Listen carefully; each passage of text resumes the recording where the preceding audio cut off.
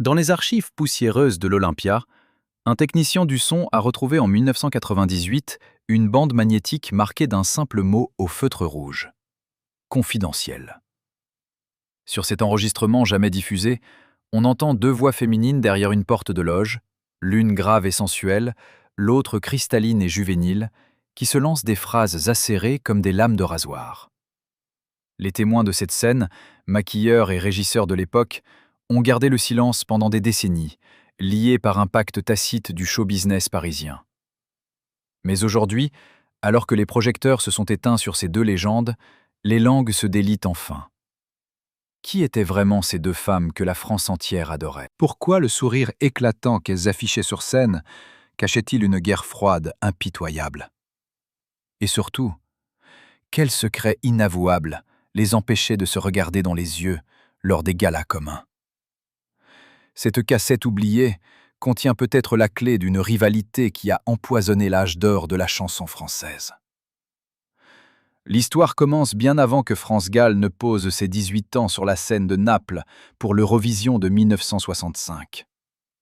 Elle débute dans les coulisses enfumées du music-hall parisien des années 50, quand une jeune Égyptienne aux yeux de braise, née Yolanda Cristina Gigliotti, décide de conquérir la France sous le nom de scène qui deviendra mythique. Dalida.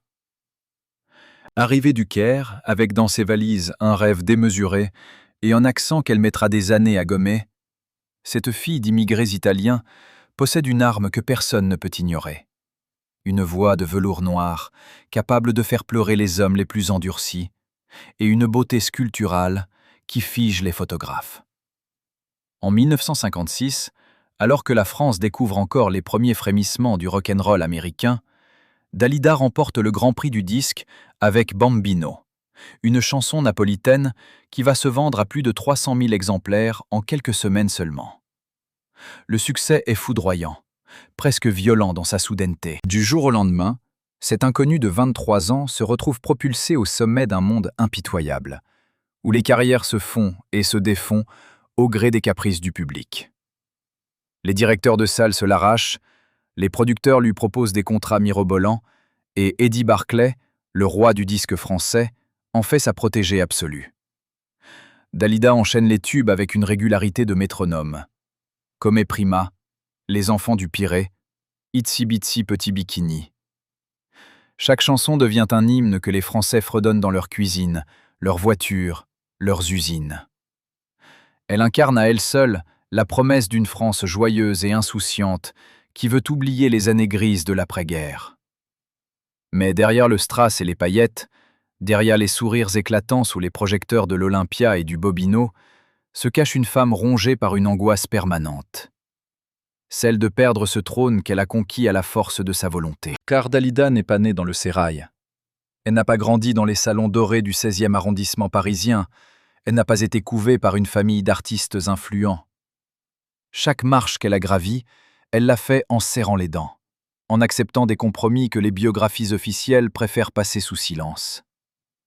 Les anciens du métier se souviennent de cette jeune femme qui arrivait aux répétitions 2 heures avant tout le monde, qui travaillait sa diction française avec un acharnement maladif, qui notait dans un carnet noir les noms de tous ceux qui pouvaient l'aider ou lui nuire. Elle savait que dans ce milieu de requins, la moindre faiblesse, le moindre faux pas pouvait être fatal. Alors elle construisait son personnage avec la précision d'un architecte. La diva généreuse et accessible en public, la femme de fer intraitable en privé. Ses musiciens la craignaient autant qu'ils l'admiraient. Ses producteurs apprenaient vite qu'on ne lui imposait rien sans son accord. Et quand, au début des années 60, une nouvelle génération de chanteuses commence à émerger, Dalida ressent pour la première fois le sol se dérober sous ses escarpins vertigineux. Le mouvement yéyé déferle sur la France comme une vague incontrôlable. Sylvie Vartan, Françoise Hardy, Sheila, ces jeunes filles aux mini-jupes provocantes et aux cheveux coupés au carré incarnent une modernité que Dalida, avec ses robes de soirée sophistiquées et son répertoire méditerranéen, ne peut pas représenter. Elle a 30 ans, un âge qui dans le show-business des 60s commence à ressembler à une condamnation.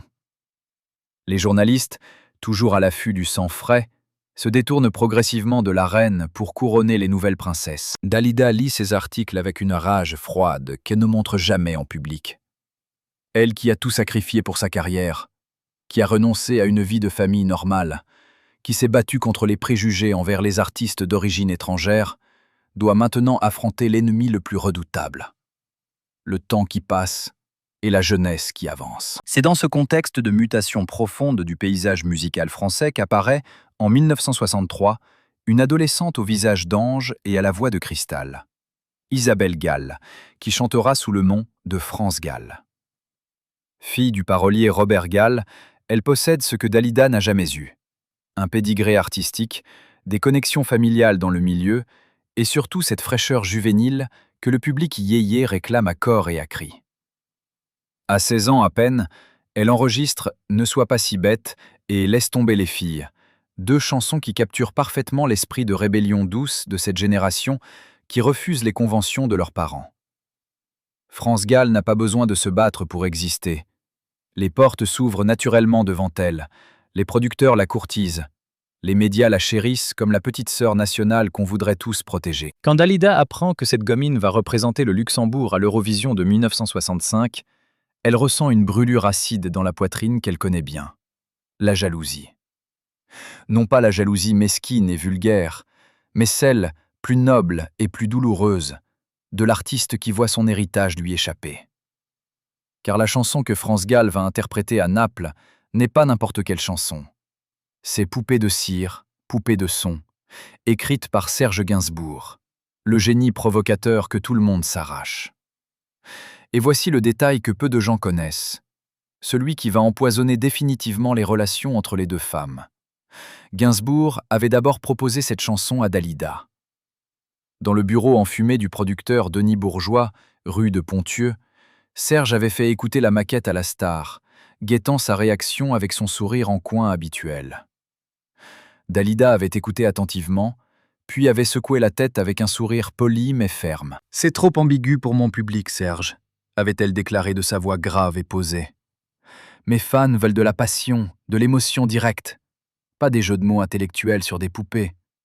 C'est brillant, mais ce n'est pas pour moi. » Gainsbourg avait haussé les épaules avec cette nonchalance feinte qui cachait toujours une blessure d'ego, et il était sorti en marmonnant quelque chose à propos des Côtes 10. 3 mois plus tard, France Gall enregistrait la chanson, et le reste appartient à l'histoire. Victoire triomphale à Naples, le 20 mars 1965, ovation du public européen, consécration internationale instantanée. La petite France Gall, 18 ans à peine, devenait du jour au lendemain une star planétaire, tandis que Dalida, 32 ans, regardait cette ascension fulgurante depuis son appartement de Montmartre, avec un mélange de rage et d'incompréhension. Les témoins de l'époque racontent que Dalida a pleuré ce soir-là, seule dans sa salle de bain, pendant que la télévision diffusait les images de la victoire de sa jeune rivale. Pas des larmes de tristesse, mais des larmes de frustration pure. Elle venait de commettre l'erreur stratégique de sa carrière, celle qui entrait ses nuits pendant des années. Elle avait refusé la chanson qui aurait pu la propulser dans une nouvelle dimension artistique, par peur de déplaire à son public vieillissant. Et maintenant, cette gamine sans expérience récoltait les lauriers qu'elle aurait dû cueillir. Le lendemain matin, quand son attaché de presse lui apporta les journaux français qui quitteraient tous sur « Le triomphe de notre petite France », Dalida les jeta violemment à travers la pièce avant de se ressaisir et d'afficher son sourire professionnel habituel. Personne ne devait voir sa blessure. Jamais. Mais le destin, cruel et ironique, n'en avait pas fini avec ces deux femmes. Quelques semaines après l'Eurovision, les organisateurs du gala de l'Olympia décident de programmer une soirée spéciale réunissant les plus grandes voix féminines de France. Sur l'affiche imprimée en lettres dorées, 2 noms dominent: Dalida, la reine incontestée, et France Gall, la nouvelle championne d'Europe. Les producteurs se frottent les mains en imaginant les recettes de cette soirée qui promet d'être historique. Ce qu'ils ne savent pas encore, c'est qu'ils viennent d'allumer la mèche d'une bombe qui explosera dans les coulisses du music-hall le plus célèbre de Paris. Car lorsque les deux femmes se croiseront pour la première fois dans l'étroit couloir menant aux loges, quelque chose de glacial et d'irréversible va se produire. Quelque chose que les témoins présents ce soir-là n'oublieront jamais. Mais avant de raconter cette rencontre explosive, il faut comprendre ce qui se tramait dans l'ombre, loin des projecteurs et des caméras. Il faut plonger dans l'univers secret des producteurs, des paroliers et des impresarios qui tiraient les ficelles de ces marionnettes de chair et de sang. Car la rivalité entre Dalida et France Gall n'était pas seulement une affaire personnelle, c'était aussi, et surtout, une guerre économique féroce entre deux écuries, deux visions de la chanson française, deux générations qui refusaient de cohabiter. Et au centre de cette toile d'araignée se tenait un homme que les deux femmes admiraient et craignaient à la fois.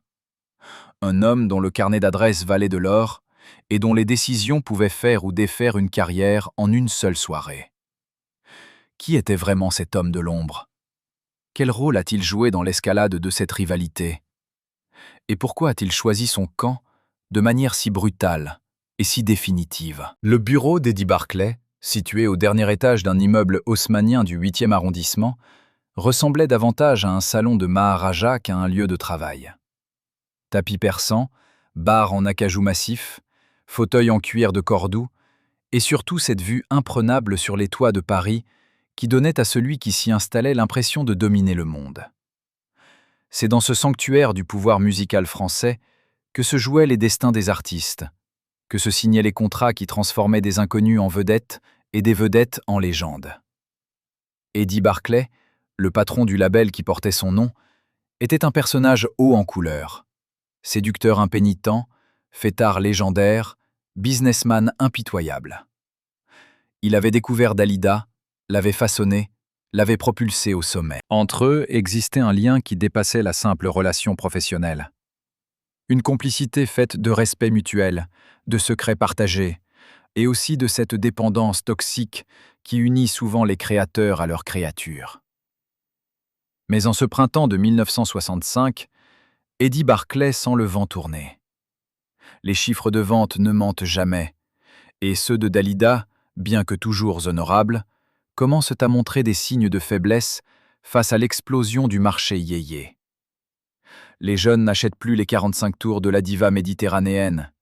Ils veulent du Sylvie Vartan, du Françoise Hardy, et maintenant du France Gall. Le producteur, qui a bâti sa fortune sur sa capacité à flairer les tendances avant tout le monde, comprend qu'il doit élargir son écurie, rajeunir son catalogue. Il commence à courtiser discrètement les nouvelles stars, à envoyer des émissaires auprès de leurs managers, à faire miroiter des contrats alléchants. Dalida, qui possède un sixième sens, aiguisé par des années de survie dans la jungle du show-business, perçoit ces signaux faibles. Elle voit les regards fuyants de son producteur lors de leurs réunions. Elle remarque qu'il ne répond plus aussi rapidement à ses appels. Elle entend les rumeurs qui circulent dans les studios d'enregistrement. Un soir de mai, après une séance d'enregistrement particulièrement éprouvante, où Eddie Barclay n'est même pas venu la saluer comme il le faisait toujours auparavant, Dalida décide de crever l'abcès. Elle débarque sans prévenir dans le bureau du producteur, claque la porte derrière elle avec une violence contenue et plante son regard noir dans celui de l'homme qui l'a faite star. « Eddie, je ne suis pas idiote. Qu'est-ce qui se passe? Tu me lâches ?» Le producteur, pris au dépourvu, tente d'abord de noyer le poisson avec son bagou habituel, mais Dalida ne le laisse pas s'échapper. Elle veut la vérité, toute la vérité. Alors Eddie Barclay, dans un moment de franchise brutale qu'il regrettera peut-être plus tard, lui assène la réalité du marché. Ces mots frappent Dalida comme une gifle en plein visage. Elle, qui croyait avoir construit une forteresse indestructible, découvre que les fondations sont plus fragiles qu'elle ne le pensait. Elle sort du bureau sans un mot, le visage fermé, et rentre chez elle dans un état second. Cette nuit-là, selon les confidences qu'elle fera bien des années plus tard à une amie proche, elle prend une décision qui va changer le cours de sa carrière.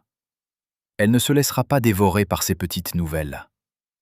Elle va se battre, reconquérir son territoire, prouver qu'une vraie artiste ne se démode jamais. Et si pour cela elle doit écraser quelques jeunes pousses trop ambitieuses, eh bien soit. La guerre est déclarée, même si personne ne doit le savoir officiellement. Dalida va devenir une guerrière, mais une guerrière qui garde le sourire en public et qui frappe dans l'ombre, avec l'élégance meurtrière d'une reine qui défend son royaume. C'est dans ce contexte explosif que se prépare le fameux gala de l'Olympia de juin 1965. Les organisateurs, inconscients de la poudrière sur laquelle ils dansent, ont conçu une soirée qui se veut une célébration de la diversité de la chanson française. Les grandes dames de la génération précédente côtoieront les jeunes prodiges du yéyé dans une harmonie supposée. Sur le papier, c'est magnifique. Dans la réalité, c'est une catastrophe annoncée. Car personne n'a pensé à un détail crucial, l'ordre de passage. Qui va ouvrir la soirée? Qui va la clôturer? Dans le monde du spectacle, ces questions ne sont pas anodines. Elles déterminent qui est considéré comme la vraie star, celle qui mérite l'apothéose finale sous les applaudissements les plus nourris. Et quand le programme est enfin dévoilé, 3 semaines avant le gala, c'est la stupéfaction. France Gall est programmée en clôture, après Dalida. La nouvelle se répand comme une traînée de poudre dans le milieu. Les attachés de presse s'affolent, les managers s'insurgent, les journalistes se délectent déjà du scandale à venir. Comment a-t-on pu commettre une telle maladresse? Dalida, qui a 15 ans de carrière et des dizaines de disques d'or, reléguée en avant-dernière position, tandis que la petite Gall, qui n'a que 2 ans d'expérience, obtient l'honneur suprême de fermer la soirée? L'explication officielle est simple. France Gall vient de gagner l'Eurovision. Elle est l'héroïne du moment. Il est logique de lui offrir cette place de choix. Mais pour Dalida, c'est une humiliation publique insupportable. Elle appelle immédiatement son manager, Lucien Maurice, directeur des programmes d'Europe numéro 1, et accessoirement son amant de l'époque, et lui ordonne d'intervenir. « Je ne passerai pas avant cette gamine. Jamais. Trouve une solution, ou j'annule ma participation. » Lucien Maurice, homme d'influence et de réseau, se met au travail. Il contacte les organisateurs, fait jouer ses relations, menace, négocie, promet. Mais il se heurte à un mur. Le contrat de France Gall stipule noir sur blanc qu'elle clôturera la soirée. Et son manager, un certain Claude de Jacques, refuse catégoriquement de renégocier. « Ma cliente est la gagnante de l'Eurovision. Elle mérite cette place. Si Dalida n'est pas contente, qu'elle se retire. » Cette réponse, rapportée à Dalida, l'a fait entrer dans une rage froide que son entourage ne lui connaissait pas. Elle, qui d'habitude contrôle ses émotions avec une maîtrise de fer, se met à hurler, à casser des objets dans sa loge, à proférer des menaces qu'elle ne mettra heureusement jamais à exécution. Ses musiciens, terrifiés, se réfugient dans le couloir en attendant que l'orage passe. Quand elle se calme enfin, épuisée, elle prend une décision radicale. Elle participera au gala, mais elle fera en sorte que personne n'oublie qui est la vraie reine de cette soirée. Les jours qui précèdent le gala sont tendus comme des cordes de violon prêtes à se rompre. Les répétitions se déroulent dans une atmosphère glaciale. Dalida arrive toujours accompagnée de son entourage rapproché, s'enferme dans sa loge et n'en sort que pour ses passages sur scène. France Gall, de son côté, semble inconsciente de la tempête qu'elle a déclenchée. À 18 ans, elle vit encore dans une bulle d'innocence relative, protégée par son père et son manager, qui filtrent soigneusement les informations qui lui parviennent. Elle sait vaguement que Dalida n'est quote 17 de l'ordre de passage, mais personne ne lui a expliqué l'ampleur du ressentiment qui couve. Elle se prépare avec le sérieux et l'enthousiasme d'une jeune artiste qui va chanter devant son public parisien pour la première fois depuis sa victoire européenne. Elle a fait confectionner une robe blanche immaculée, symbole de sa pureté supposée, et répète inlassablement quote 18 en essayant de retrouver la magie de Naples. Le soir du gala, le 23 juin 1965, l'Olympia est bondée. 2000 spectateurs se pressent dans la salle mythique, et dehors, des centaines de fans n'ayant pas pu obtenir de billets espèrent apercevoir leurs idoles. Les photographes mitraillent les arrivées, les journalistes tendent leurs micros, l'excitation est à son comble. Dans les coulisses, c'est une ruche bourdonnante où s'entremêlent techniciens, musiciens, maquilleurs, attachés de presse. Et c'est là, dans ce chaos organisé, que va se produire la rencontre que tout le monde attendait sans oser l'espérer.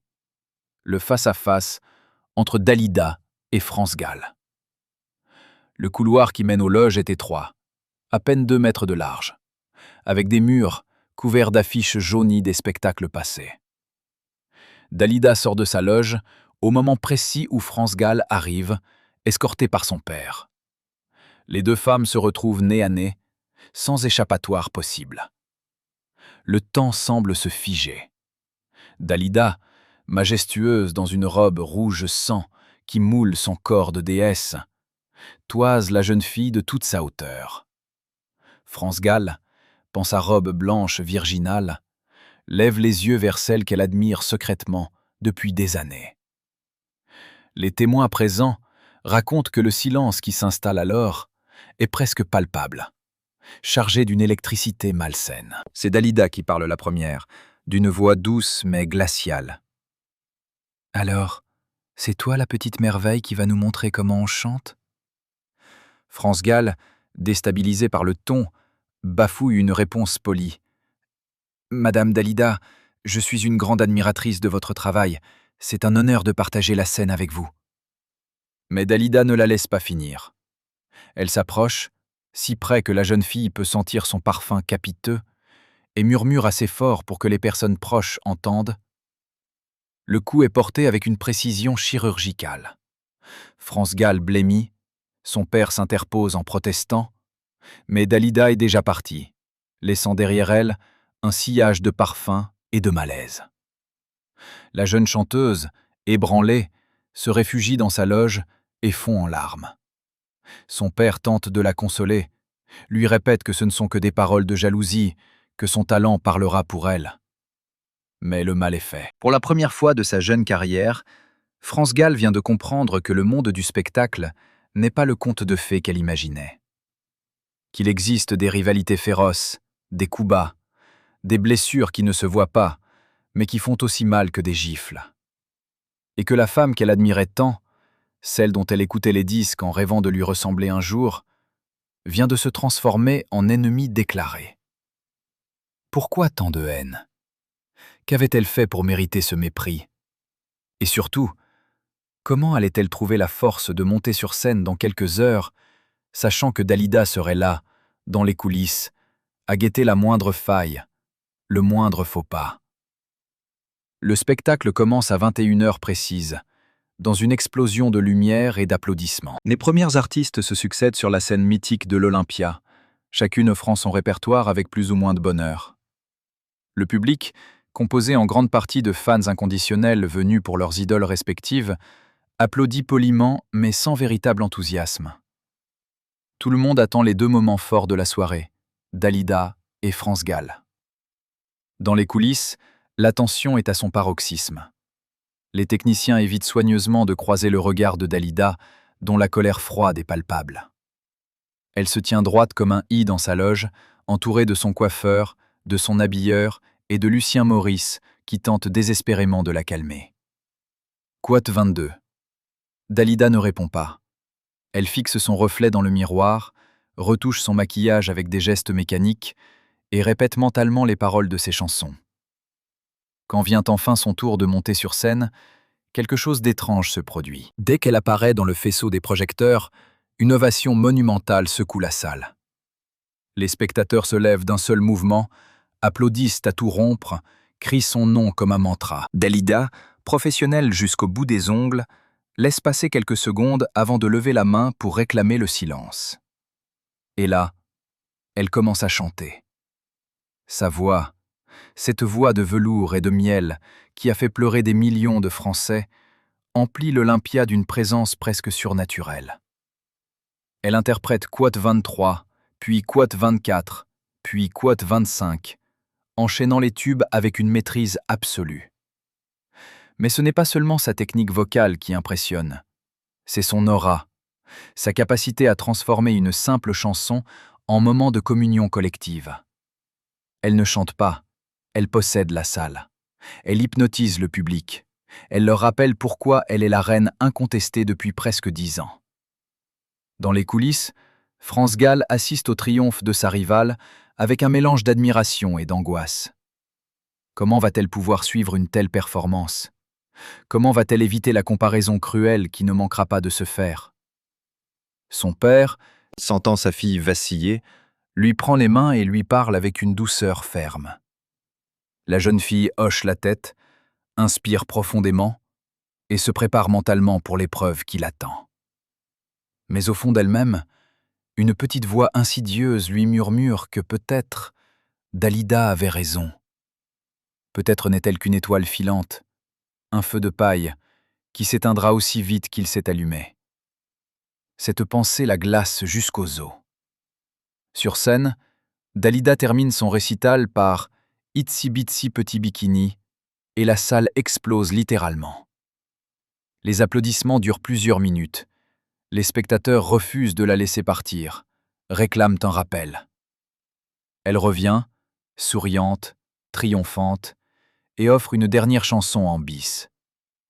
Quand elle quitte enfin la scène, elle passe devant France Gall qui attend dans les coulisses et lui lance un regard qui en dit long.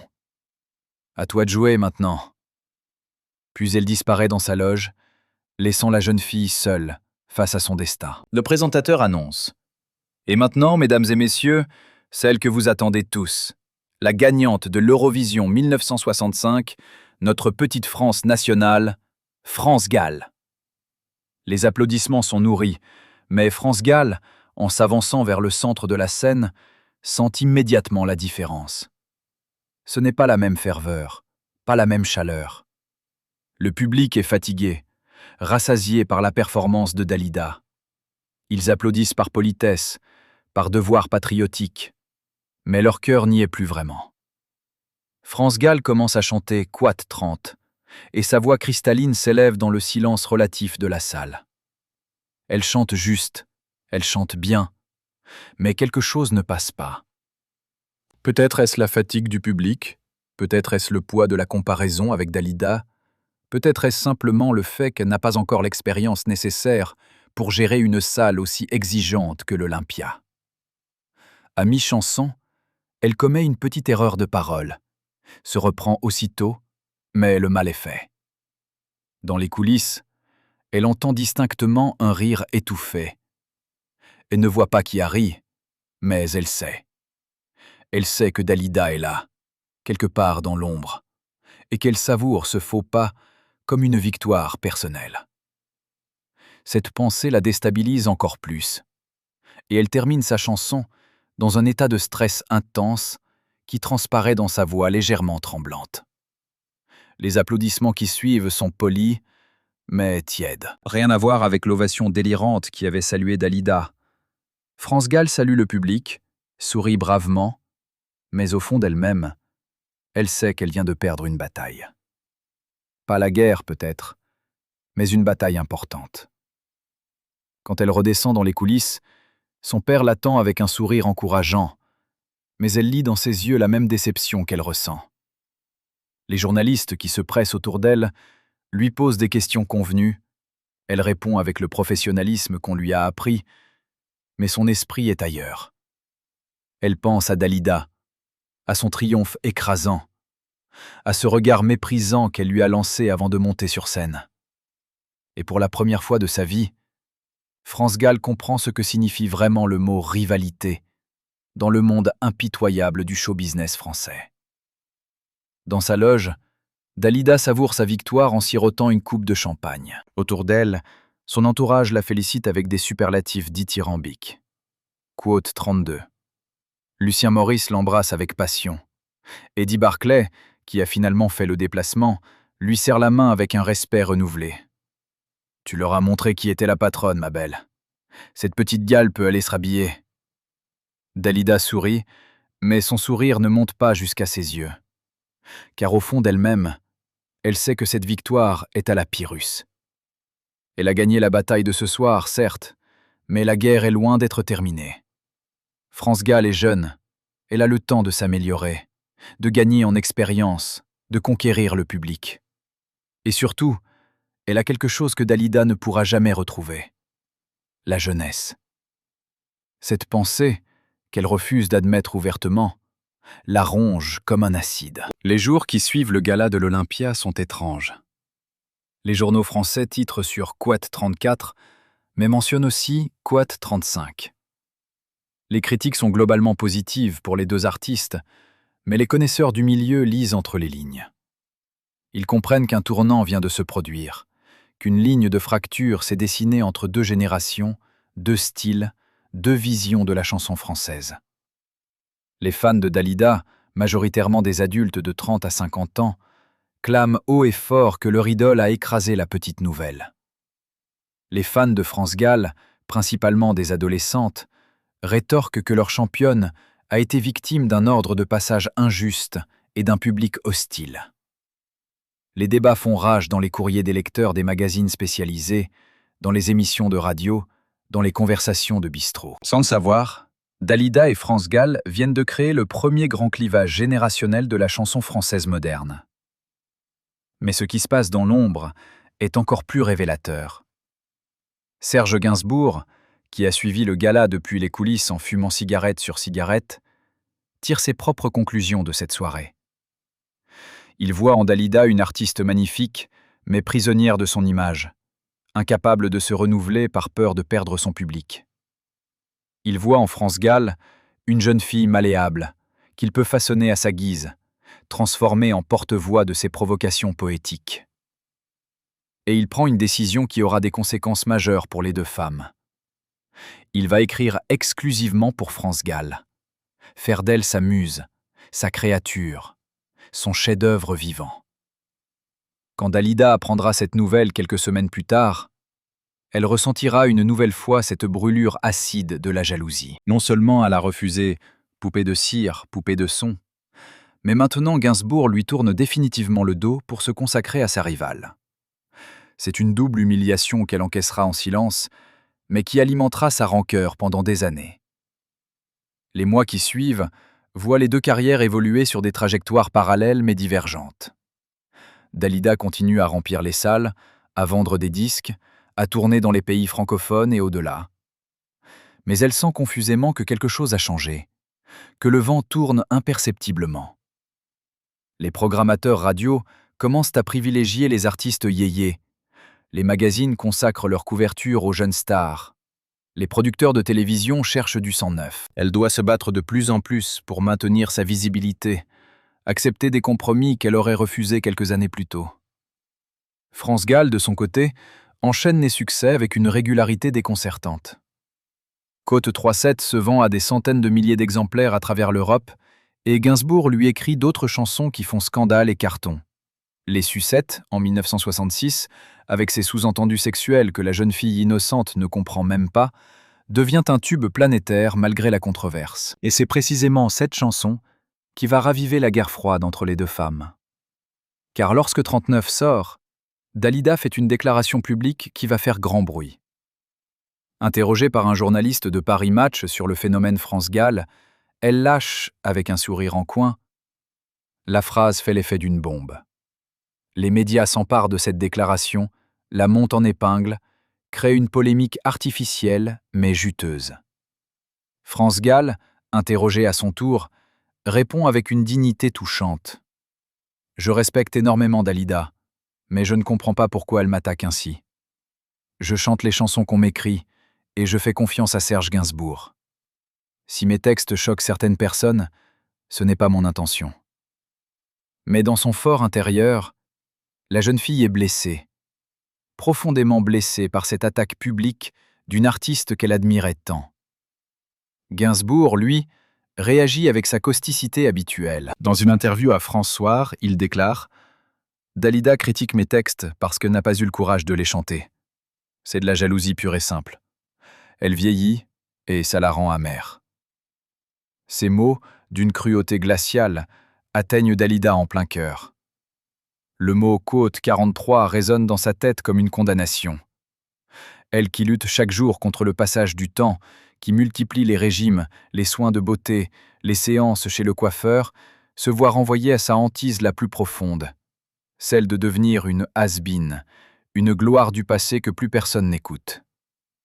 Cette nuit-là, seule dans son appartement de Montmartre, Elle pleure pour la deuxième fois à cause de France Gall. Mais cette fois, ce ne sont plus des larmes de frustration. Ce sont des larmes de rage, de haine presque, envers cette gamine qui lui vole tout. Les chansons de Gainsbourg, l'attention des médias, l'amour du jeune public, et maintenant, son image de femme éternellement jeune et désirable. Les années 1966 et 1967 voient la rivalité s'installer dans une routine malsaine. Les deux femmes ne se parlent plus, s'évitent soigneusement lors des galas communs, communiquent uniquement par pics interposés dans les interviews. Leurs entourages respectifs alimentent le feu en rapportant des propos, vrais ou inventés, qui attisent la haine. Les producteurs, cyniques, exploitent cette rivalité pour vendre plus de disques et remplir les salles. Venez voir Dalida avant qu'elle ne soit détrônée. Assistez au triomphe de France Gall, la nouvelle reine. Les affiches publicitaires jouent sur cette opposition, créent un climat de compétition permanente qui épuise les deux artistes. Dalida développe des insomnies chroniques, se met à consommer des somnifères en quantités inquiétantes. France Gall, de son côté, commence à ressentir le poids de la pression, les premières angoisses qui la poursuivront toute sa vie. Mais ni l'une ni l'autre ne peut s'arrêter. Elles sont prises dans un engrenage infernal dont elles ne savent plus comment sortir. Et puis, en 1968, un événement va tout changer. Un événement qui n'a rien à voir avec la musique, mais qui va bouleverser la France entière et, par ricochet, modifier profondément les rapports de force dans le monde du spectacle. Mai 68 éclate comme un orage d'été, violent et purificateur. Les étudiants descendent dans la rue, les ouvriers se mettent en grève, le pays entier semble basculer dans une révolution culturelle et sociale. Les valeurs traditionnelles sont remises en question, l'autorité est contestée, la jeunesse réclame sa place au soleil. Dans ce contexte de bouleversement général, la chanson française doit elle aussi se réinventer. Les artistes qui incarnaient l'ordre ancien, la France gaulienne et conservatrice, se retrouvent soudain dépassés. Et Dalida, malgré tous ses efforts pour rester moderne, est perçue par la jeunesse contestataire comme un symbole de cet ancien monde qu'il faut abattre. France Gall, elle, surfe sur la vague yéyé qui colle parfaitement à l'esprit de rébellion douce de cette génération. Sans l'avoir vraiment cherché, elle devient l'icône d'une jeunesse qui veut tout changer. Mais cette victoire symbolique aura-t-elle un prix? Et Dalida acceptera-t-elle de céder son trône sans livrer une dernière bataille, peut-être la plus féroce de toutes? Dans les archives de la maison de disques Philips, un comptable méticuleux a conservé un document que personne n'était censé voir. Le relevé détaillé des cachets versés aux artistes pour le Festival de la Rose d'Or d'Antibes en juillet 1968. Sur la ligne numéro 7, le nom de Dalida apparaît avec une somme qui fait tourner la tête. 50 000 francs pour une prestation de 20 minutes, soit l'équivalent de 3 années de salaire d'un ouvrier français de l'époque. Mais c'est la ligne numéro 3 qui révèle le véritable scandale. France Gall, 75 000 francs pour le même temps de scène. 25 000 francs de différence. Quand ce document a fuité dans les coulisses du festival, transmis anonymement à l'attaché de presse de Dalida, la réaction a été immédiate et volcanique. La diva a convoqué son manager dans sa suite du Carlton, a jeté le papier sur la table basse en marbre et a hurlé une phrase que les clients de la chambre voisine ont entendue malgré l'épaisseur des murs. Quote 46. Lucien Maurice a tenté de calmer le jeu, expliquant que les cachets dépendaient de la cote de popularité du moment, que ce n'était qu'une question de marché, rien de personnel. Mais Dalida ne voulait rien entendre. Pour elle, ce différentiel de salaire était la preuve ultime de son déclassement, l'humiliation suprême qui confirmait ses pires cauchemars. Comment en était-on arrivé là?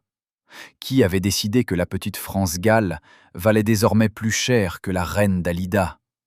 Et surtout, qui allait payer pour cette insulte?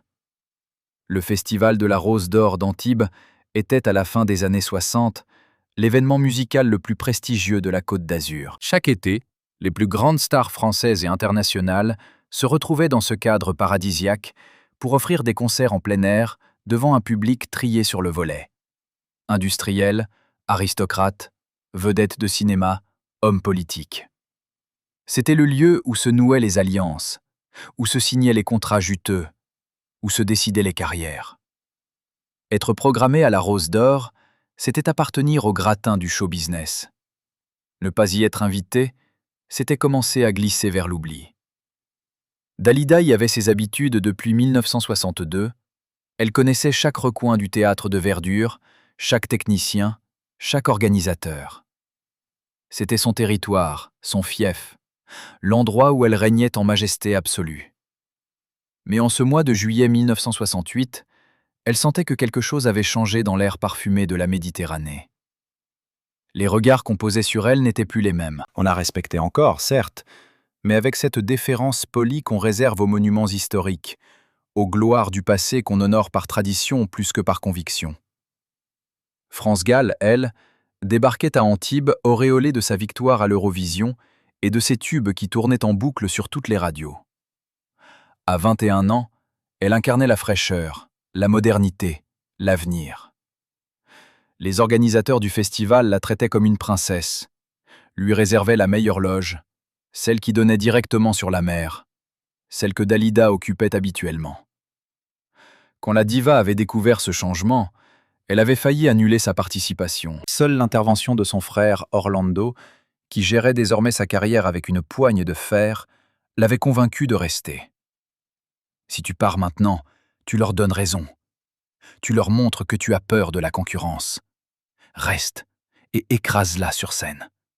C'est la seule réponse possible. » Dalida avait serré les dents et accepté la loge numéro 5, plus petite, moins bien située, avec une fenêtre qui donnait sur le parking.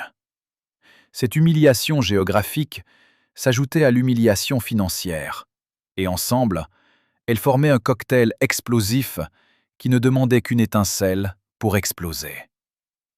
L'étincelle se produisit le soir de la répétition générale, 48 heures avant le concert officiel. Les artistes devaient tester le son, régler les lumières, s'habituer à la scène.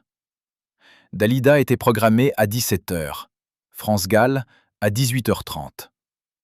Mais la répétition de Dalida s'éternisa. Perfectionniste maladive, elle exigeait des réglages précis, faisait recommencer les musiciens 10 fois pour un accord qui ne lui plaisait pas, discutait âprement avec l'ingénieur du son sur la balance des micros.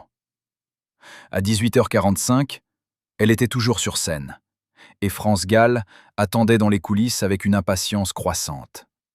Son manager, Claude Dejac, finit par intervenir auprès du régisseur. Le régisseur, un niçois bourru qui avait vu passer toutes les divas du monde, monta sur scène et transmit poliment le message à Dalida. La réaction fut immédiate et cinglante. Le message fut rapporté à France Gall, qui blêmit sous son maquillage léger. Son père, Robert Gall, présent à ses côtés, sentit la moutarde lui monter au nez. Parolier respecté, homme de culture et de diplomatie, il avait jusqu'alors évité de s'impliquer dans cette guerre des divas. Mais là, c'en était trop. Il monta sur scène à son tour, s'approcha de Dalida qui discutait avec son chef d'orchestre et lui dit d'une voix posée mais ferme. Dalida se retourna lentement, toisa cet homme qui osait lui donner des ordres et lâcha avec un sourire glacial. Le coup était bas, très bas. Robert Gall, blessé dans son amour paternel et dans son orgueil professionnel, répliqua avec une violence contenue. Le silence qui suivit cette réplique fut assourdissant. Les musiciens posèrent leurs instruments, les techniciens cessèrent de s'affairer, tout le monde retenait son souffle. Dalida, livide, tremblait de rage. Jamais, de toute sa carrière, personne ne lui avait parlé sur ce ton. Jamais personne n'avait osé lui jeter à la face sa peur de vieillir, son angoisse de l'oubli. Elle ouvrit la bouche pour répliquer, mais aucun son ne sortit. Alors elle fit la seule chose qu'elle pouvait faire pour sauver sa dignité. Elle quitta la scène sans un mot, la tête haute, suivie de son entourage médusé. Dans sa loge, elle s'effondra sur le canapé et pleura pour la 3e fois à cause de France Gall. Mais cette fois, Ce n'étaient plus des larmes de frustration ou de rage. C'étaient des larmes de douleur pure. Celles qu'on ressent quand on se fait arracher un morceau d'âme. Robert Gall venait de mettre des mots sur ce qu'elle refusait d'admettre. Elle vieillissait. Elle perdait son pouvoir. Elle glissait inexorablement vers le statut de has-been qu'elle redoutait tant. Et le pire, c'est qu'il avait raison. France Gall, elle, put enfin répéter. Mais l'incident avait jeté une ombre sur sa préparation. Elle chantait mécaniquement, sans conviction, l'esprit ailleurs. Elle pensait à son père, qui avait pris sa défense avec une violence qu'elle ne lui connaissait pas. Elle pensait à Dalida, qui l'avait insultée publiquement, traitée de chanteuse sans talent. Elle pensait à cette guerre absurde qui l'épuisait, qui lui volait le plaisir simple de chanter. Quand elle redescendit de scène, son père l'attendait avec un air coupable. Mais France Gall secoua la tête. Ces mots, prononcés par la douce France Gall, surprirent son père. Sa petite fille innocente était en train de devenir une femme, une guerrière. Et il n'était pas sûr que ce soit une bonne chose. Car dans cette guerre-là, personne ne sortait vraiment gagnant. On y perdait toujours quelque chose. Son innocence, sa joie de vivre, ou pire encore, son âme d'artiste. Les 2 jours qui séparaient la répétition du concert officiel furent marqués par une escalade de provocations mesquines. Dalida fit savoir par son attaché de presse qu'elle exigeait de passer en clôture de soirée, menaçant sinon d'annuler sa participation. Les organisateurs, pris entre 2 feux, tentèrent de négocier un compromis. Dalida passerait en avant-dernière position et France Gall clôturerait. Mais la diva refusa net. Le directeur du festival, un homme pragmatique nommé Raoul Colombe, fit ses calculs. France Gall était plus jeune, plus populaire auprès du public qui achetait les billets, et surtout, elle coûtait moins cher à remplacer en cas d'annulation. Il prit sa décision et convoqua Lucien Maurice pour lui annoncer la nouvelle. « Écoutez, je comprends la position de Dalida, mais je ne peux pas bouleverser tout le programme. France Gall clôturera, c'est décidé. Si Dalida veut se retirer, je le regretterai, mais je trouverai quelqu'un d'autre. » Maurice, furieux, rapporta la conversation à Dalida. La réaction fut immédiate. « Très bien, je reste. Mais je vais leur donner un spectacle qu'ils n'oublieront jamais. Et cette petite garce de Gall va comprendre ce que signifie le mot professionnalisme. » Le soir du concert, le 20 juillet 1968, le théâtre de verdure d'Antibes était comble. 3000 spectateurs en tenue de soirée, champagne à la main, attendaient le début du spectacle sous un ciel étoilé parfait. L'ambiance était électrique, car les rumeurs de la rivalité entre Dalida et France Gall avaient filtré dans la presse. Les journalistes présents espéraient secrètement un incident, un clash en direct, qui ferait les gros titres du lendemain. Ils ne seraient pas déçus. Le spectacle commença avec les artistes de la première partie, puis vint le tour de Dalida. Quand elle apparut sur scène, dans une robe dorée qui captait chaque rayon de lumière, un murmure admiratif parcourut l'assistance. Elle était éblouissante, majestueuse. Une déesse descendue de l'Olympe pour honorer les mortels de sa présence. Et quand elle commença à chanter, sa voix emplit l'espace avec une puissance et une émotion qui firent taire tous les bavardages. Elle interpréta ses plus grands succès avec une intensité rare, comme si sa vie en dépendait. Chaque note était parfaite, chaque geste calculé, chaque regard chargé de sens.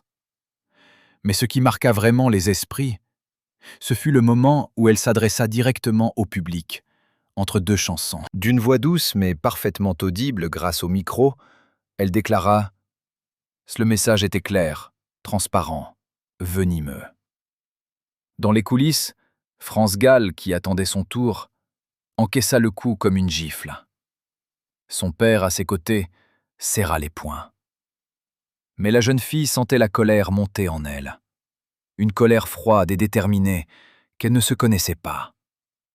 Dalida venait de franchir une ligne rouge, et elle allait le regretter. Quand Dalida quitta la scène sous un tonnerre d'applaudissements, elle passa devant France Gall sans même la regarder. Mais la jeune chanteuse, au lieu de baisser les yeux comme elle l'avait toujours fait auparavant, la fixa droit dans les yeux et lui dit d'une voix calme, mais glaciale. Puis elle monta sur scène avant que Dalida n'ait pu répondre. La diva, stupéfaite, resta figée quelques secondes. Cette petite garce venait de lui tenir tête. Cette gamine qu'elle avait humiliée, méprisée, écrasée pendant des années, venait de lui répondre avec une audace incroyable. Et le pire, c'est que sa réplique était parfaite, cinglante, impossible à contrer. Dalida sentit quelque chose se briser en elle, une certitude qu'elle avait toujours eue, celle de sa supériorité absolue.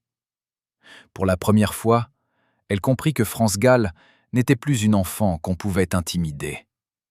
Elle était devenue une adversaire à part entière, peut-être même une adversaire redoutable. Sur scène, France Gall commença son récital avec une détermination nouvelle. Elle ne chantait plus pour plaire, elle chantait pour prouver. Prouver qu'elle avait sa place, qu'elle méritait son succès, qu'elle n'était pas qu'une marionnette manipulée par Gainsbourg. Sa voix, d'habitude si douce et cristalline, avait gagné en puissance, en assurance. Elle interpréta Quote 61 avec une maturité qui surprit le public. Puis elle enchaîna avec Quote 62, et là, quelque chose de magique se produisit. Elle avait enfin compris le double sens de la chanson, les sous-entendus sexuels que Gainsbourg y avait glissés. Et au lieu de les fuir, elle les assuma, les joua avec une sensualité naïve qui électrisa l'assistance. Les hommes dans le public la regardaient avec des yeux nouveaux, les femmes l'applaudissaient avec une admiration mêlée de jalousie.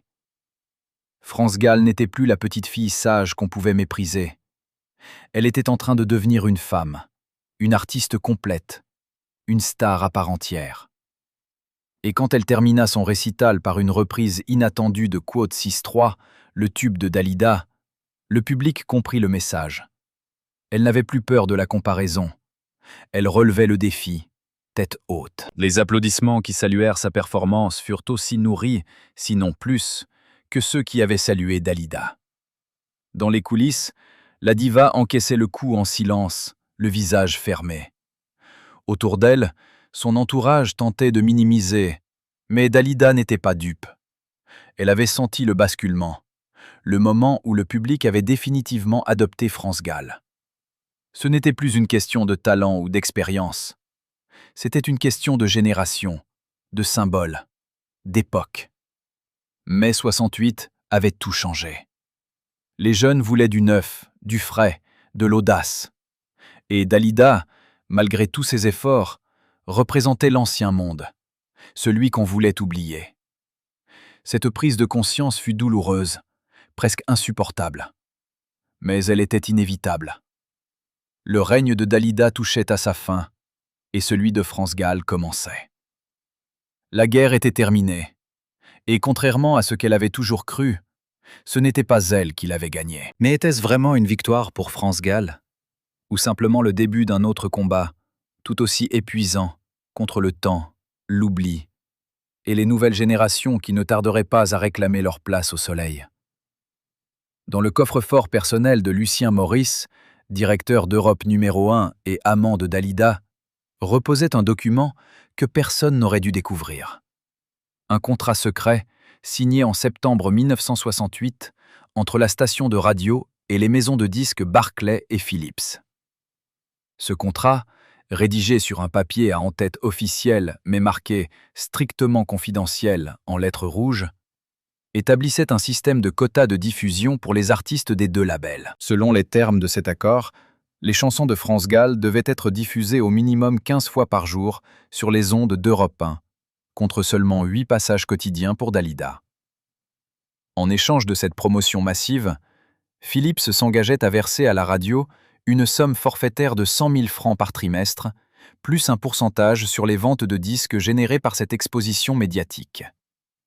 Ce système de corruption légale, pratique courante mais jamais avouée dans le milieu du disque, expliquait en grande partie pourquoi France Gall semblait omniprésente sur les ondes, tandis que Dalida disparaissait progressivement des programmations. Mais le plus troublant dans ce document n'était pas le système de quotas lui-même, c'était la clause numéro 7, rédigée en petits caractères au bas de la 3e page. En cas de conflit d'intérêts entre les artistes des deux labels, Europe numéro 1 s'engage à privilégier systématiquement les titres de Philips et à limiter la diffusion des titres Barclay aux heures de faible écoute. Autrement dit, Lucien Maurice, l'homme qui partageait le lit de Dalida, avait signé un contrat qui organisait méthodiquement la mise à l'écart médiatique de sa propre compagne. Comment une telle trahison était-elle possible? Qui avait poussé Maurice à accepter ce marché de Judas? Et surtout, que se passerait-il si Dalida découvrait l'existence de ce contrat maudit? Aujourd'hui, plus de 30 ans après le départ de Dalida et quelques années après celui de France Gall, leurs histoires continuent de fasciner, d'émouvoir, d'interroger. Les nouvelles générations découvrent leurs chansons sur les plateformes de streaming, regardent leurs performances sur YouTube, lisent leurs biographies avec curiosité. Et beaucoup se demandent comment deux femmes aussi talentueuses, aussi admirées, ont pu se faire autant de mal mutuellement avant de se comprendre. La réponse se trouve peut-être dans la nature même du show business des années 60 et 70. Un monde impitoyable, dominé par des hommes qui voyaient les artistes féminines comme des produits à rentabiliser, des marionnettes à manipuler. Un monde où la solidarité entre femmes était découragée, où la compétition était érigée en système, où le succès des unes devait nécessairement passer par l'échec des autres. Dalida et France Gall ont été les victimes de ce système, mais elles ont aussi été ses complices involontaires, acceptant de jouer le jeu de la rivalité parce qu'elles pensaient que c'était le prix à payer pour réussir. Mais leur histoire nous enseigne aussi quelque chose de plus universel, de plus intemporel. Elle nous rappelle que derrière chaque célébrité, chaque star adulée, se cache un être humain fragile, avec ses doutes, ses peurs, ses blessures. Que la gloire ne protège pas de la solitude, que le succès ne garantit pas le bonheur, que les applaudissements ne comblent pas le vide intérieur. Dalida a payé le prix ultime de cette illusion, croyant jusqu'au bout que sa valeur se mesurait à sa popularité, que sa raison d'être se résumait à sa carrière. France Gall, elle, a eu la sagesse de comprendre à temps que la vie valait plus qu'une carrière, que l'amour comptait plus que la gloire.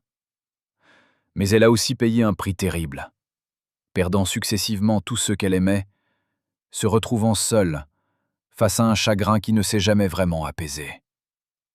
Leurs destins, si différents en apparence, se rejoignent finalement dans cette vérité simple et cruelle.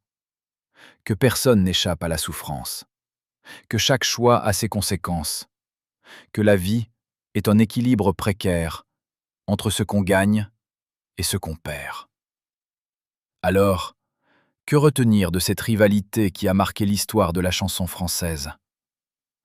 Peut-être simplement ceci: que Dalida et France Gall n'étaient ni des héroïnes, ni des victimes, mais des femmes qui ont fait de leur mieux avec les cartes qu'on leur avait distribuées.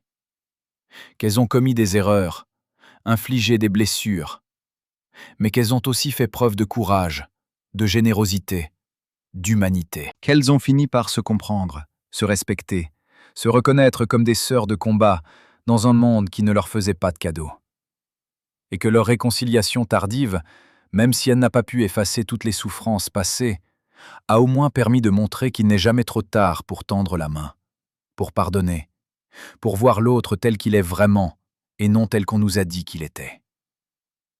Dans un monde où les réseaux sociaux amplifient les rivalités, où la compétition entre artistes est plus féroce que jamais, où les femmes sont encore trop souvent montées les unes contre les autres, l'histoire de Dalida et France Gall reste d'une actualité brûlante. Elle nous rappelle que la solidarité est plus forte que la rivalité, que la compassion vaut mieux que la compétition, que l'humanité doit toujours primer sur l'ambition. Et vous, chers amis, qu'en pensez-vous? Dalida et France Gall étaient-elles vraiment des rivales ou simplement deux victimes d'un système qui les a manipulées? Auriez-vous fait les mêmes choix à leur place, ou auriez-vous eu le courage de refuser de jouer ce jeu cruel? Et surtout, que nous enseigne leur histoire sur notre propre rapport à la réussite, à la gloire, au bonheur? Partagez vos réflexions dans les commentaires, racontez-nous si vous vous souvenez de ces deux immenses artistes. Dites-nous quelle chanson de Dalida ou de France Gall a marqué votre vie. Vos témoignages sont précieux, car ils permettent de garder vivante la mémoire de ces femmes exceptionnelles qui ont illuminé notre jeunesse. N'oubliez pas de liker cette vidéo si elle vous a touché, et abonnez-vous à notre chaîne pour découvrir d'autres histoires vraies de vos idoles d'hier et d'aujourd'hui. Ensemble, continuons à célébrer ceux qui ont fait vibrer nos cœurs, tout en apprenant de leurs erreurs pour construire un monde plus juste, plus solidaire, plus humain.